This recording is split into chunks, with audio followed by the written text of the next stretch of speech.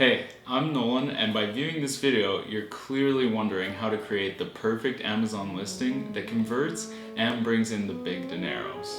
Well, you are in the right place because I can show you how to do exactly that. Huh? Who would have thought? Not me. In this video, we're going to look at how to create photography, find the keywords, do the written content, and then something called brand registered content. Now, let's get your listing up and running. Alright folks, let's talk photography. As you may have guessed, photography is critical to the success of your listing. And especially with photography, your main image is going to be what convinces people to actually click on your listing and then eventually buy it. Let's be real, you look at the main image first. That's what your decision is based on. The copy comes second. I give it to you. You got me there. Right. So, maybe. Now, you have three options when it comes to photography. The first one is you can take the pictures yourself and you can also edit them yourself. So if you're a real photography aficionado and a real Photoshop expert, then I guess that works out for you. Two, you could take the images yourself and then send them to an editor after to do some color enhancements, maybe add some infographics and stuff like that. Or three, you could hire a firm like, let's say, AMZ One Step to get your photos professionally done. Obviously, my biased recommendation is going to be to get your photos professionally done, but let's say you don't want to do that.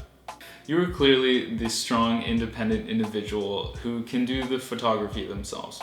So let me give you some photography tips when you're creating this listing. First is going to be your main photo.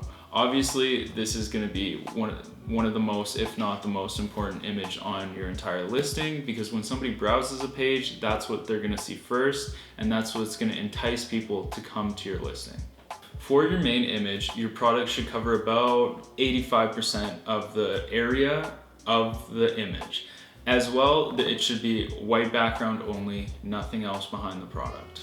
There's actually been people that put their own little tags of like Amazon's choice or like certified best voted product ever in their main image, so don't do that. Those infographics are not allowed and they can actually get your listing suppressed. Like I already said, this is the image that gets people on your listing. Think of it as like your storefront. People have to be attracted by your storefront to actually want to go into your store and then eventually buy something. So we have to put a lot of emphasis on this main image. What I'll do is in the video description, I'll put a link to Amazon's requirements for all photos and especially the main image. You really want to follow their requirements when creating these things because like I said, you don't want to get suppressed, you don't want to get your listing suspended. Next, make sure you're utilizing all 7 listing images. If you go to a listing and there's maybe like 1 or 2 photos, then it might kind of look cheap and lazy. And so if people kind of see that you haven't put much time into your listing and that it looks cheap, then they're kind of probably gonna associate your product with being cheap and you're not really caring about it too much. Ensure every photo has a purpose. What I mean by this is that every photo you have in your listing needs to be providing more information that continues to push this person on your listing to actually buy the product. So this point kind of goes with the last one. You want to utilize all 7 image spots, but you also need to make sure they all have purpose. I don't need 7 images of a tablecloth from different angles. That's not selling me. Finally, let's just talk about the different types of images that you should be adding to your listing. So these are the types of photos that I usually work with clients on that help their listings to get to the next level. So first we got main image. Went over that with you already, so you should probably know what that is. Generally, we like to do, hopefully number 2 is all contents included. So if you have any type of product with more than 1 item, generally it's a good idea to have a nice second image that shows everything inside. 3, you could do sizing. A lot of items, people always are in the questions asking what's the size of this product, and it'll save you a lot of time and energy if you just put it in your images. 4, let's say around here, 4, that's gonna be your infographics. So infographics generally are different traits, and what we'll do is put like a little logo beside it, like let's say raindrops, and then it says water resistant or something like that, or BPA free, something like that, something that adds information to your listing. Finally, we got, hopefully down here, number 5 or something like that, lifestyle. So lifestyle is how your product's actually used, how the potential buyer is going to use your product. Say you're using a knife. Maybe you want to show that knife being used with chopping onions, and then maybe you want to show the knife can also cut meat, that it has various uses, that sort of stuff. So if you follow those kinds of photos, then you should have a really good set of images. So side note, my videographer informed me that there is a thing called comparison images, which I totally knew about, just did not include. You can actually create an image where you're comparing your infographics to your competitors, and then people can see why your product is so much better. And if all else fails, just go to your competitors, go to maybe 5 or 6 different competitive listings and see which ones are doing the best. What kind of images are they including? That's the type of image you want to be including in your listing. All right, so photography is out of the way. We are now on to keywords. I feel like I'm gonna get flamed every single time I try and explain keywords because it's not 100% correct, but let me put it in layman's terms for you. So a keyword is essentially a word or phrase that you're gonna put inside your listing in the copy, that when somebody searches a search term on Amazon, your keyword is gonna get linked up with that search term. Say somebody's searching for protein powder. If you're trying to rank on the word protein powder, hopefully it'll line up and your listing will show up when somebody is searching for that. I actually wrote a whole blog on keywords, so I feel like I should be an expert at this, but I'm not. So I'm gonna link my blog down in the description below so that you can get a better understanding of how keywords work. Oh wow, so great. You paused the video, went and read my whole blog, now you're back, thank you. So now let's move on to how to find relevant keywords. So go to about 5 to 7 of your competitors' listings, the ones that are doing the best. And what I want you to do is go down their listing to the product detail. Grab their ASIN, and then what you're gonna do with that ASIN is you're gonna write it down, and then you'll go to a site like, let's say, Helium 10 or Jungle Scout. Those programs will allow you to reverse look up the ASIN, and then you're gonna be able to see what keywords your competitor is actually ranking on. So now, from the keywords that your competitors are ranking on, create a list of keywords that you think would be relevant to you and that would be actually beneficial to your brand. Keep in mind, these softwares, as good as they are, they can't tell what's gonna be relevant to your brand and what's not. Another huge point, keywords with the highest search volume are not necessarily the best keywords for your listing. If you're selling something like, let's say, berry flavored vegan protein powder, you're not gonna target the keyword protein powder, right? Right? You wouldn't do that, right? Like, tell me you would not do that. Oh, thank God you said you would not do that, because you're never gonna rank on them, and the PPC campaigns are gonna be way too expensive. Instead, you'll maybe wanna rank on words like vegan protein powder or berry flavored protein powder. Essentially, you just wanna pick keywords that are gonna narrow down the search and be more relevant to your product. Because when it comes to keywords, relevancy is key.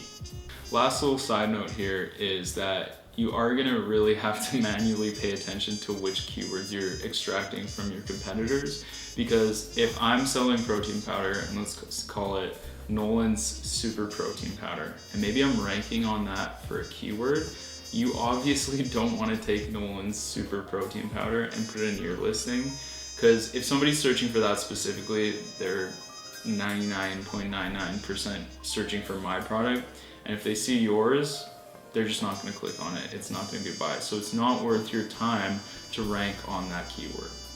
Okay, so now because you were following along, you have that nice little list of keywords. So let's put those keywords to good use. All right, we're on to the final part, kind of. This is going to be written content, and that means your title, your bullet points, and your description. With written content, we want to make sure two things happen. We want to make sure first that it's optimized, and two, that it's compelling and that it compels people to actually buy your product. Let's first look at your title. Your title should be your brand name and then your product and then followed by some other stuff. Now, you may have seen some other videos where people tell you not to use your brand name at the start just because it doesn't matter or whatever, but it's actually been proven that putting your brand name first, Amazon likes that and the algorithm likes it, so that's how you do it. Let me show you a quick example. Okay, so here's the quick example of the title that has probably quite a few keywords, but it makes sense. So here we can see YHY is obviously the brand name. Cat bowl is obviously what they're selling, and anti-vomiting is obviously kind of what these bowls are designed to do, so that's specific to it. Where it says raised cat food bowl, that's definitely a keyword, but it's easy to read. Tilted elevated cat bowl, again, this may be a little more keyword stuffy, but overall it's pretty readable. I think that's the whole point of this, is that you understand what it is. It has the keywords that apply to probably what a lot of people are searching for when they have this in mind. And yeah, so I think this is an okay example. Obviously there's better, but this is just what came to mind. So the key idea here is that it should include the keywords, but it should also flow at the same time. It shouldn't be keyword stuffed where it's just like protein powder for men, protein powder for women, protein powder for dogs. You get the idea. Next part, bullet points. All right, so I'm just gonna use this listing as an example to illustrate what you should be doing with your bullet points.